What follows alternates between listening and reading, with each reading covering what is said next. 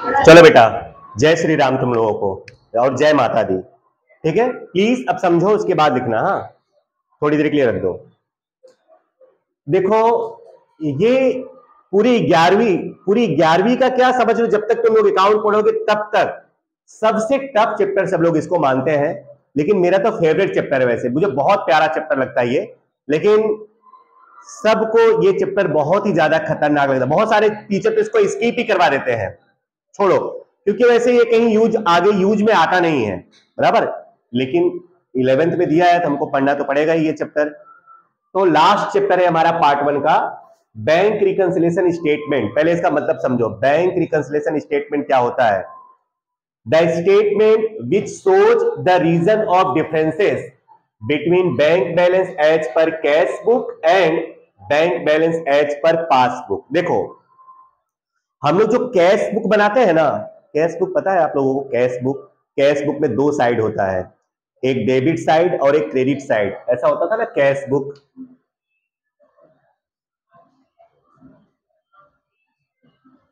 उसमें 2 साइड होता था, एक डेबिट साइड और एक क्रेडिट साइड। इस तरफ इनकम लिखते थे और इस तरफ क्या लिखते थे? एक्सपेंस। इनकम होता था तो उसको डेबिट साइड लिखते थे कैश बुक में, और एक्सपेंस होता था तो क्रेडिट साइड में लिखते थे, है कि नहीं?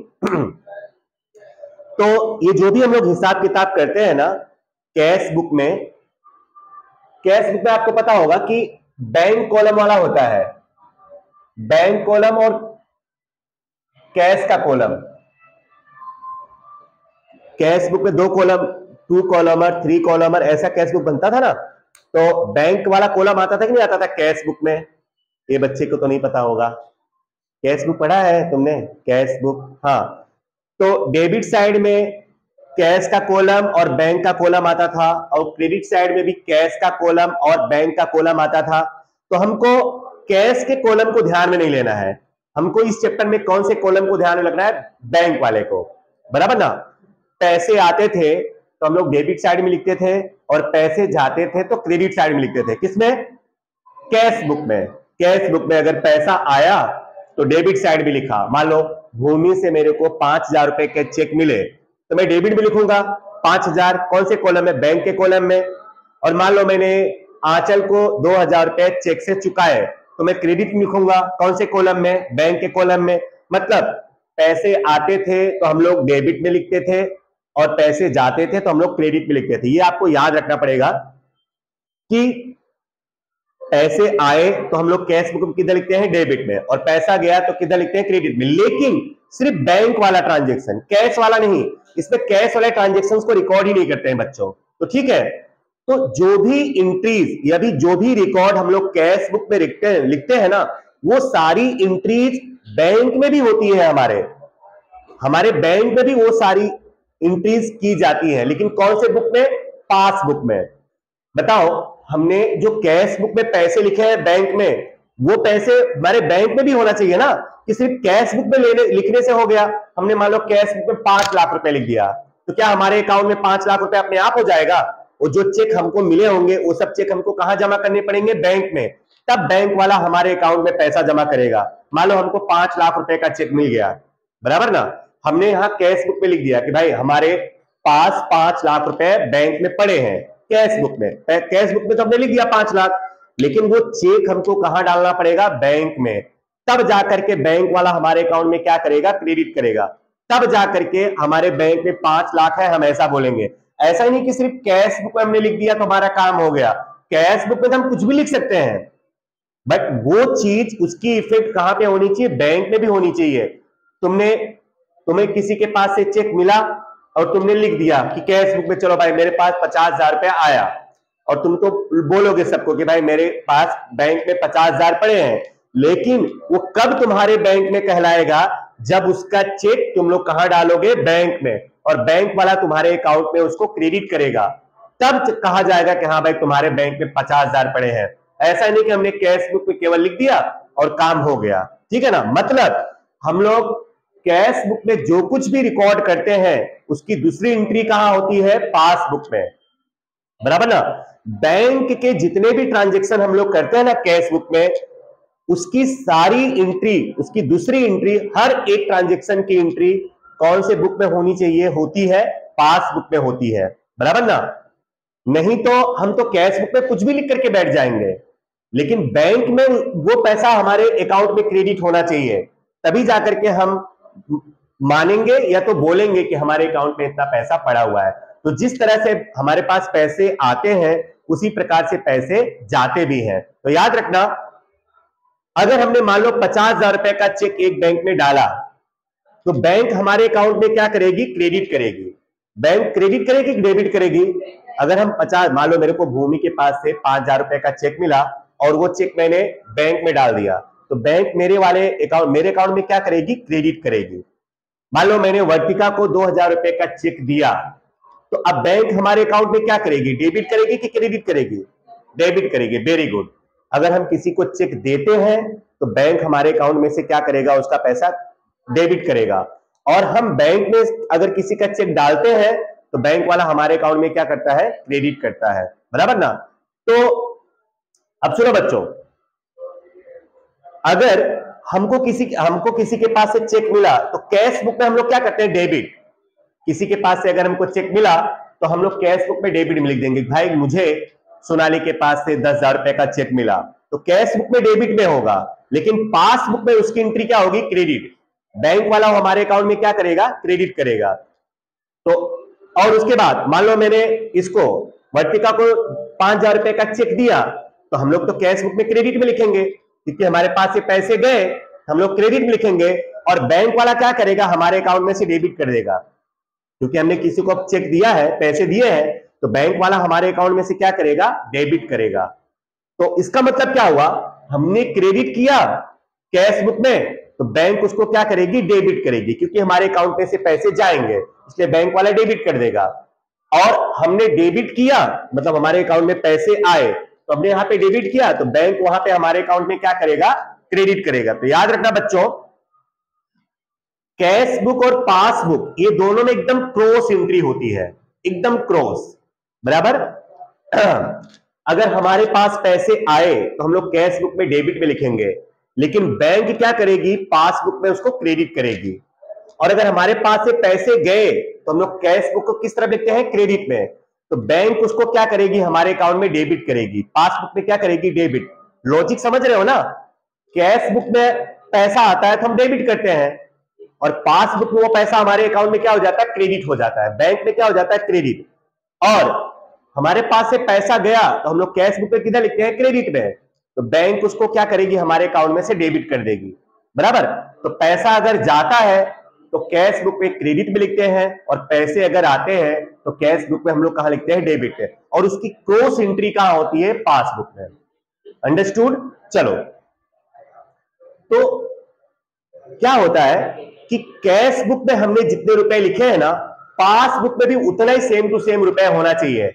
अगर कैश बुक में मान लो हमने 50,000 रुपए लिखा है, बैंक में हमारे पास कितने रुपए पड़े हैं? 50,000, तो पासबुक में भी 50,000 ही होना चाहिए। ऐसा नहीं है कि तुमने यहाँ पे कैश बुक में 50,000 लिखा, 5 लाख लिख दिया है, और कैश बुक में केवल 50,000 ही, पासबुक में केवल 50,000 ही है। दोनों का बैलेंस कभी भी डिफरेंस नहीं होगा, हमेशा इक्वल ही होना चाहिए, बराबर ना? जो कैश बुक में लिखे हो वही पासबुक में होना चाहिए, बराबर ना? ना तो उससे 1 रुपया ज्यादा, ना तो उससे 1 रुपया कम। सीधी सी बात है, अगर तुमको किसी के पास से 50,000 रुपए का चेक मिला, तो तुमने कैश बुक में 50,000 लिखा है, तो बैंक भी तो 85,000 लिखेगा ना, 60,000 थोड़ी लिखेगा, है कि नहीं? अब तुमने किसी को 5,000 रुपए का चेक दिया है, तो तुमने क्रेडिट में लिखा 5,000, तो पासबुक उधर डेबिट कितना करेगा? बैंक वाला 5,000 डेबिट करेगा ना, 6,000 थोड़ी डेबिट करेगा। तो इस तरह से जितने भी ट्रांजेक्शन बच्चों होता है ना, हम लोग कैश बुक में लिखते हैं, वही सेम अमाउंट बैंक वाला भी लिखता है, बराबर ना?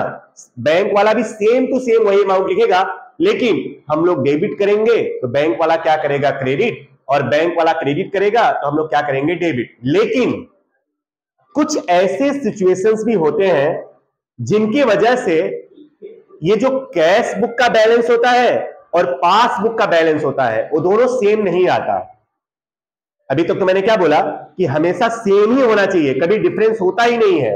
तुमने जो कैश बुक में लिखा है, सेम एंट्री वहां पे बैंक करती है, बराबर ना, 1 रुपए का भी फर्क नहीं होता है। लेकिन इसके बावजूद भी कभी कभार क्या हो जाता है, कुछ ऐसी सिचुएशन होती है, कुछ ऐसी परिस्थितियां होती हैं कि जिनके वजह से जो हमने कैश बुक में बैलेंस लिखा हुआ है और पासबुक में जो बैंक में बैलेंस लिखा हुआ है वो दोनों बराबर नहीं होते हैं, उनमें कुछ डिफरेंसेस आ जाते हैं। तो वो डिफरेंसेस क्यों आते हैं, बराबर, क्या रीजंस होते हैं जिसके वजह से हमने कैश बुक में जो पैसा लिखा हुआ है और पासबुक में जो पैसा लिखा है वो डिफरेंट हो जाता है, ऐसा क्यों होता है, उसके कुछ रीजंस है। बट उस रीजन को पढ़ने के पहले मैं तुमको बैंक रिकंसिलिएशन स्टेटमेंट बता दूं कि वो क्या होता है। तो बैंक रिकंसिलिएशन स्टेटमेंट क्या होता है, the statement which shows the reason of differences between bank balance as per cash book और bank balance as per passbook. ऐसा स्टेटमेंट जो क्या बताता है, डिफरेंस का कारण, किन किन किसके बीच डिफरेंस का कारण, जो कैश बुक में बैलेंस लिखा है हमने और जो पासबुक में बैलेंस लिखा है, उन दोनों के बीच डिफरेंस का जो रीजन होता है, डिफरेंस का जो कारण होता है, वह बताने वाला जो स्टेटमेंट होता है उसको बोलते हैं बैंक रिकंसिलिएशन स्टेटमेंट। उसको शॉर्टकट में BRS भी लिख सकते हो, बैंक रिकंसिलिएशन स्टेटमेंट। बहुत बड़ा हो जाता है ना लिखने को, तो सुन लो। तो बैंक रिकंसिलिएशन स्टेटमेंट क्या होता है, जो डिफरेंसेस आए ना दोनों में, कैश बुक में जो बैलेंस है और पासबुक में जो बैलेंस है, उनमें जो डिफरेंस आया तो किस वजह से आया, कौन कौन से कारण से आया, उसके रीजन को शो करने वाला जो स्टेटमेंट होता है उसको बोलते हैं bank reconciliation statement.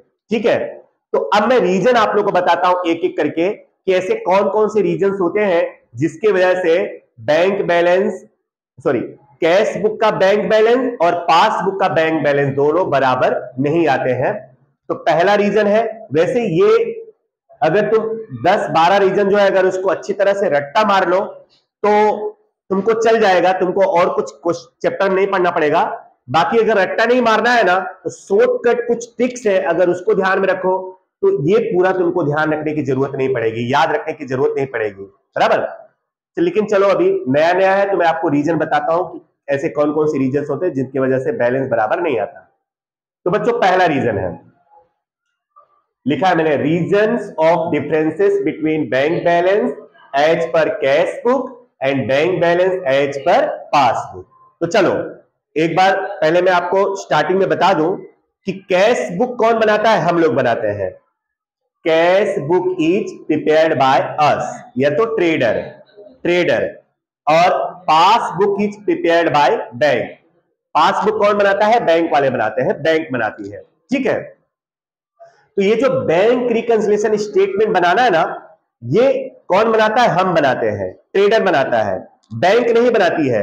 Bank reconciliation statement कौन बनाता है, हम लोग बनाते हैं, बराबर ना। तो पहले तो मैं रीजन बताता हूं कि ऐसे कौन कौन से रीजन है जिनके वजह से डिफरेंस आता है, और उसके बाद उस डिफरेंस को अगर हमको दूर करना है तो हमें क्या करना पड़ेगा, मतलब दोनों का बैलेंस बराबर करना है तो हमें क्या करना है, बराबर ना। हमको इसमें यही करना है, रिकंसिलिएशन का मतलब वही समाधान करना, दोनों को बराबर करना, बराबर ना। जो दोनों के बीच में डिफरेंस आया है उसको अगर तुम्हें बराबर करना है तो तुमको क्या करना पड़ेगा। ठीक है, तो चलो पहला रीजन है, check deposited in the bank but not credited by bank.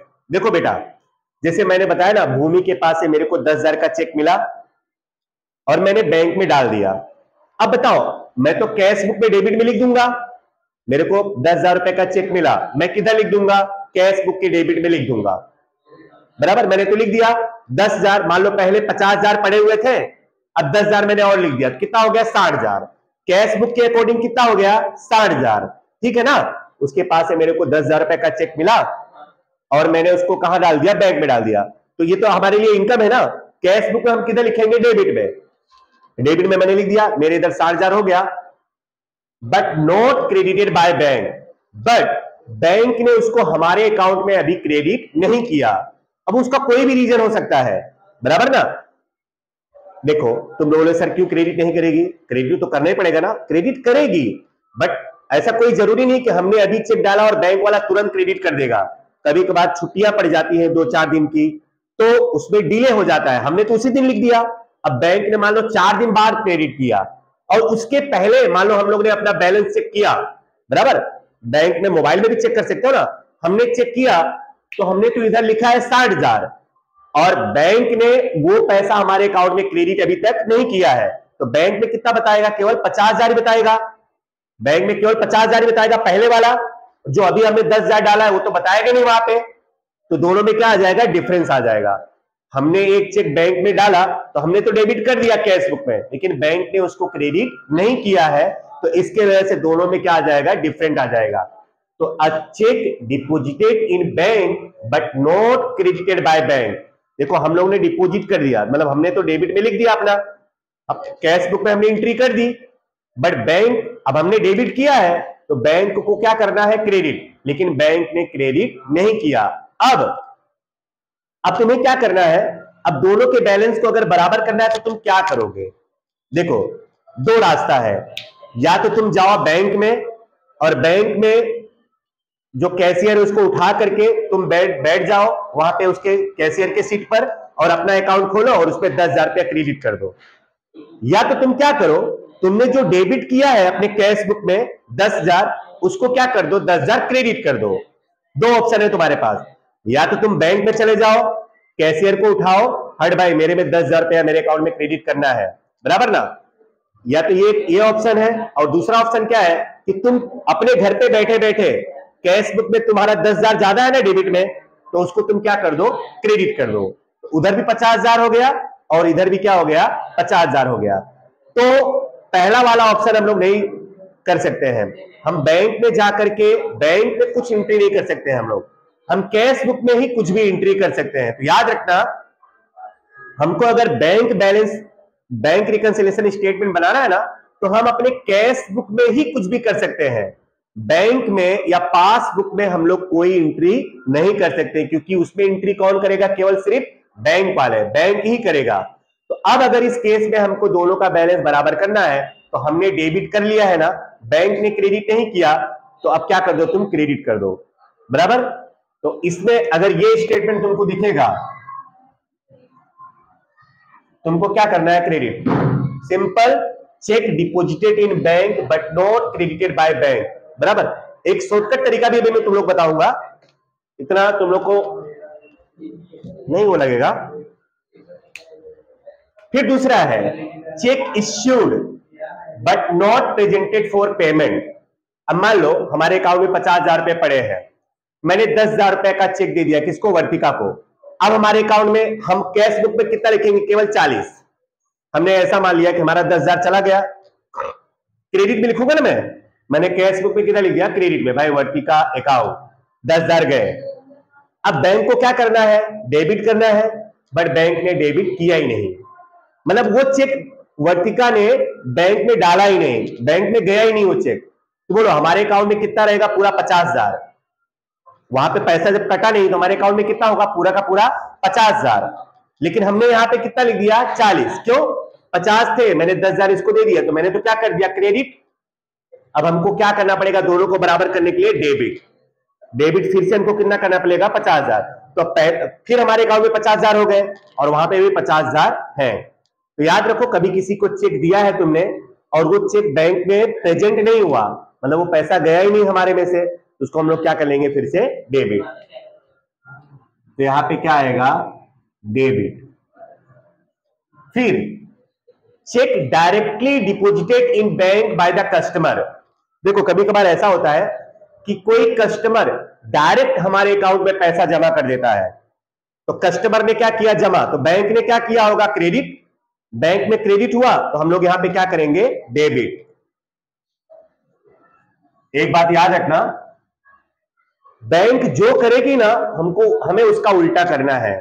देखो, a cheque directly deposited in bank by the customer, एक कस्टमर ने, जैसे मान लो कि गरिमा मुझे 10,000 रुपया फीस देने वाली है ना चेक से, तो उसने मुझे नहीं दिया, डायरेक्ट मेरे अकाउंट में डाल दिया, तो मेरे अकाउंट में 10,000 बढ़ गए होंगे, तो उधर बढ़ा है ना, क्रेडिट हुआ, इधर हम लोग क्या करेंगे, डेबिट करेंगे, बराबर। तो डेबिट। फिर bank charge, commission, interest etcetera recorded by bank. देखो कुछ चीजें ऐसी होती है ना जो बैंक हमें बिना बताए हमारे अकाउंट में डेबिट कर देती है और हमारे अकाउंट में क्या कर देती है, क्रेडिट कर देती है। तो याद रखना बच्चों, बैंक अगर क्रेडिट करेगा तो हम लोग क्या कर लेंगे, डेबिट, और बैंक अगर डेबिट करेगा तो हम लोग क्या कर देंगे, क्रेडिट। बैंक क्रेडिट करेगा मतलब हमारे अकाउंट में पैसा आया तो हम लोग कैश बुक में डेबिट करेंगे, और बैंक ने डेबिट किया मतलब हमारे अकाउंट में से पैसा गया तो हम लोग क्या करेंगे, क्रेडिट करेंगे। ये तो सिंपल है। अगर तुमको ऐसा बोले कि बैंक हैज क्रेडिटेड तो हम लोग डेबिट करेंगे, बैंक हैज डेबिटेड तो हम लोग क्रेडिट करेंगे। बैंक जो करेगा उसका उल्टा हमको करना है, ठीक है। उसके बाद चेक ड्रॉन, ड्रॉन मतलब इश्यूड।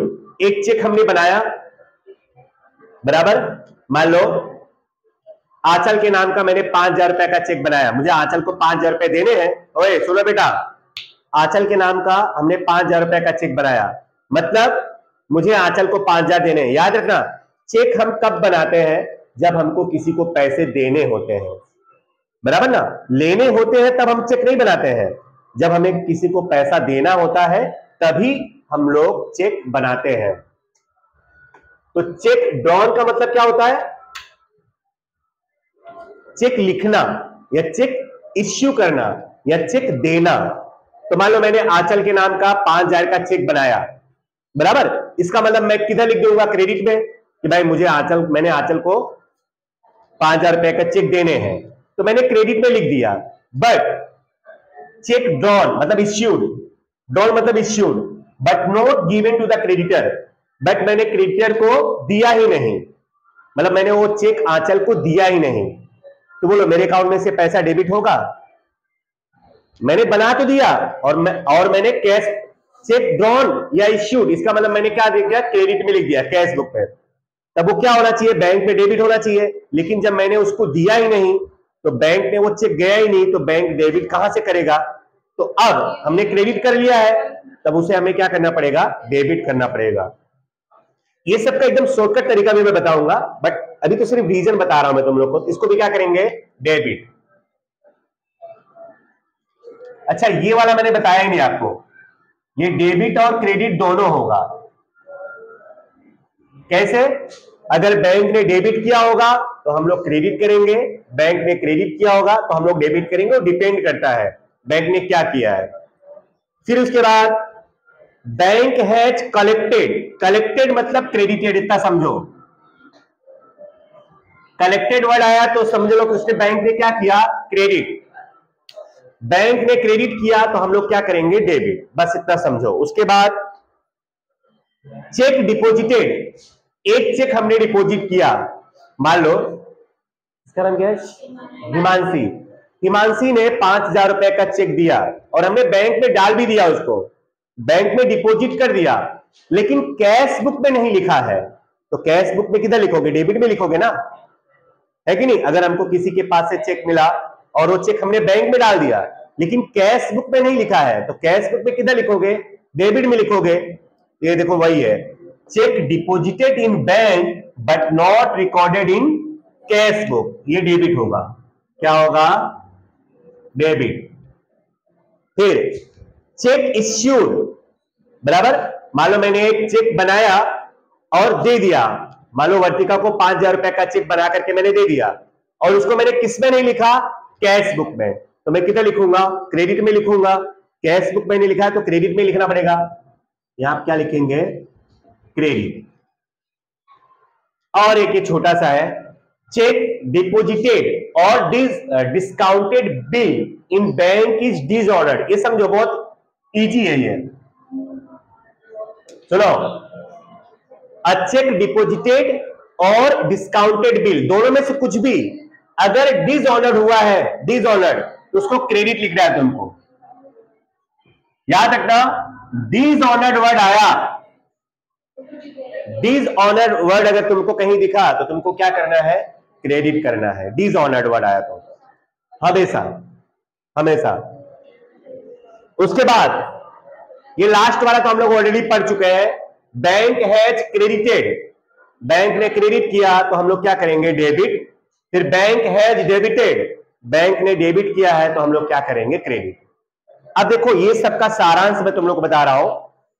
याद रखना, अगर तुमको कहीं पर डिपॉजिटेड वर्ड है, डिपॉजिटेड, चेक डिपोजिटेड वर्ड अगर तुमको कहीं दिखेगा ना तो तुमको समझ लो वो क्रेडिट ही करना है। चेक डिपोजिटेड तो तुमको क्या करना है वो समझ लो 99% में क्रेडिट ही करना है। और अगर इश्यूड या तो ड्रॉन वर्ड आया तो वो तुम्हें क्या करना है, डेबिट करना है। उसके बाद तीसरी बात, बैंक ने अगर कुछ क्रेडिट किया हमारे अकाउंट में तो हमको क्या करना है, डेबिट। और बैंक ने अगर कुछ डेबिट किया हमारे अकाउंट में तो उसको क्या करना है, क्रेडिट करना है, बराबर। और लास्ट चीज क्वेश्चन करते समय उस समय बताऊंगा, जितनी सारी चीजें बताई हैं, लास्ट ये 4 लाइन जो है हमको इसी से अपने क्वेश्चन को स्टार्ट करना होता है। जैसे कैश बुक हम लोग स्टार्ट करते हैं तो तुमको दिया रहता था ना बैंक बैलेंस और bank overdraft, opening bank balance और ओवरड्राफ्ट दिया रहता है, पहले उसको लिखते हैं, उसके बाद क्वेश्चन स्टार्ट करते थे। पैसा आया तो डेबिट में, पैसा गया तो क्रेडिट में। वैसे ये भी है, क्वेश्चन जब आप स्टार्ट करोगे तो इन चारों में से कोई एक चीज तुमको दिया रहेगा, चारों में से कोई एक चीज, तो पहले तुमको वो लिखना है और उसके बाद क्वेश्चन स्टार्ट करना है। तो पहला है bank balance as per cash book, तो तुमको क्या लिखना है, डेबिट में। Bank balance as per cash book तुमको क्या लिखना है, डेबिट में। और bank balance as per passbook है उसको क्या करना है, क्रेडिट। और bank overdraft as per cash book, तुम्हें पता है ओवरड्राफ्ट किधर लिखते थे हम लोग, क्रेडिट में लिखते थे ना। ये कैश बुक वाला ओवरड्राफ्ट हम लोग क्या लिखते थे, क्रेडिट में। और बैंक बैलेंस क्या लिखते थे, डेबिट में। वही चीज है। अगर आप कैश बुक याद रखो तो वही चीज है, बैंक बैलेंस होता था तो डेबिट में और बैंक ओवरड्राफ्ट होता था तो क्रेडिट में। अब उसी का उल्टा पासबुक, अगर बैंक बैलेंस पासबुक वाला डेबिट है तो सॉरी कैश बुक वाला डेबिट है तो पासबुक वाला क्या होगा, क्रेडिट। और ओवरड्राफ्ट कैश बुक में क्रेडिट होता है तो पासबुक में क्या होगा, डेबिट होगा, बराबर। मतलब जो कैश बुक था वही same to same, bank balance as per cash book debit और bank overdraft as per cash book credit, तो उसका उल्टा पासबुक के लिए तुमको लिखना है, ठीक है। लिख लो, बस एक लाइन तुम्हें 2-3 लाइन याद रखनी है। बैंक जो करेगा ना हमको उसका उल्टा करना है एकदम। बैंक ने डेबिट किया तो हमें क्रेडिट करना है, बैंक ने क्रेडिट किया तो हमें डेबिट करना है। उसके बाद हमने जो कैश बुक में किया है उसका उल्टा किसको करना है, बैंक वाले को। हमने जो अगर हमने डेबिट किया है तो बैंक को क्या करना है, क्रेडिट। अगर बैंक ने क्रेडिट नहीं किया तो हमें क्रेडिट करना पड़ेगा भाई मजबूरन। और हमने क्रेडिट किया है तो बैंक को क्या करना है, डेबिट। अगर बैंक ने डेबिट नहीं किया तो हमको डेबिट करना पड़ेगा। बस ये 3-4 लाइन तुम्हें याद रखना है। लास्ट टाइम एक बार मैं और बोल करके फिर अपना क्लास खत्म करता हूं, सुन लो। बैंक जो करेगा उसका उल्टा हमको करना है। बैंक ने क्रेडिट किया तो हम लोग क्या करेंगे, डेबिट। बैंक ने डेबिट किया तो हम लोग क्या करेंगे, क्रेडिट। क्लियर, ये पहली बात। दूसरा, हमने जो किया है उसका उल्टा किसको करना है, बैंक को। हमने डेबिट किया है तो बैंक को क्या करना है, क्रेडिट। अगर बैंक में क्रेडिट नहीं हुआ तो हमको क्रेडिट करना पड़ेगा भाई, मजबूरी है। हम तो बैंक में जाकर के क्रेडिट कर नहीं सकते हैं, तो हमें अपने कैश बुक में ही क्रेडिट कर देना है। और अगर हमने क्रेडिट किया है कैश बुक में तो बैंक को क्या करना है, डेबिट। अगर सपोज बैंक ने डेबिट नहीं किया तो हमको क्या करना पड़ेगा, हमको डेबिट कर लेना पड़ेगा कैश बुक में। हम पासबुक में तो डेबिट कर नहीं सकते हैं, तो इतना तो याद कर सकते हो ना। बैंक जो करेगा, ए बाबू, बैंक जो करेगा उसका उल्टा हमको करना है। और हमने जो किया है कैश बुक में उसका उल्टा बैंक को करना है। अगर बैंक ने हमारा उल्टा नहीं किया ना तो हमको हमारा उल्टा करना पड़ेगा। अंडरस्टैंड, अगर हमने क्रेडिट किया, बैंक ने डेबिट नहीं किया तो हमको डेबिट करना पड़ेगा मजबूरन। और हमने क्रेडिट किया, बैंक ने डेबिट नहीं किया, हमें डेबिट करना पड़ेगा, ठीक है। वही फिर से बोल दिया क्या मैं। चलो बच्चों, जो 2-3 लाइन मैंने बोली है वो तो बार बार रिपीट होते रहेगा। चलो ये लिख लो। बहुत बहुत धन्यवाद। क्या